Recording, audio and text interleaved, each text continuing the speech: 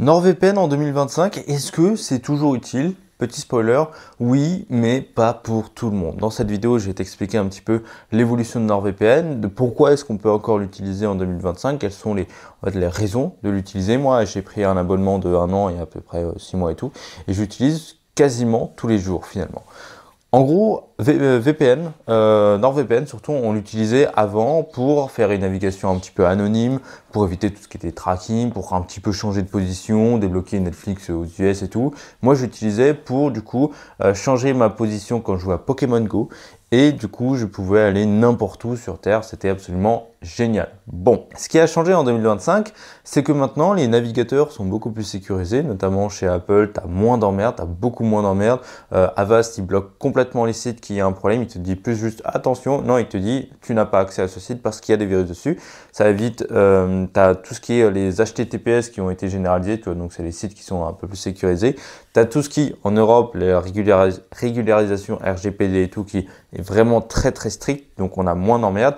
Et on a un peu plus de blocage de VPN. Par exemple, je sais que YouTube font la guerre aux adblockers, et ben c'est pareil pour certains sites qui font la guerre aux VPN parce qu'en fait, ils préfèrent que les personnes viennent directement de France parce qu'il y a plus d'argent à se faire qu'une personne qui vient d'un autre pays. NordVPN, ça sert donc toujours à changer un petit peu sa position.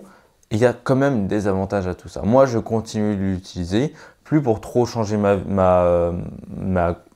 connexion ou tout simplement oublier de me faire traquer. De toute façon, tu te feras traquer par n'importe quel moyen.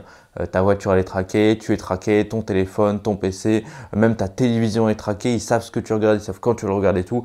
Donc si tu veux éviter à tout prix ça, ok, tu connais tous tes appareils dessus et tu deviens un petit peu parano, mais autant vivre et un peu, voilà, prenez mes données et je m'en bats un peu les steaks, tu vois. Par contre, moi, NordVPN, je l'utilise pour tout ce qui est les voyages à l'étranger. Donc en gros, se connecter à un Wi-Fi à l'étranger, et bah hop, je me mets directement un VPN, comme ça, je suis un petit peu plus tranquille. Je suis aussi tranquille parce que je peux télécharger, parce qu'il y a par exemple, quand je télécharge sur Mega, j'ai droit à 5 gigas par jour.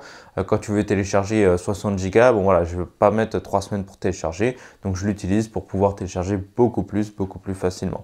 Pareil en France, je sais que dans le téléchargement illégal, ils empêchent du coup tout ce qui est le téléchargement. Donc quand tu prends un VPN, c'est beaucoup plus facile d'accéder primo au site de streaming et deuxièmement de télécharger un petit peu plus illégalement. Selon les pays, tu peux aussi contourner un petit peu les censures. Je sais qu'en France, on n'a pas beaucoup de censure, je crois qu'on n'en a quasiment pas.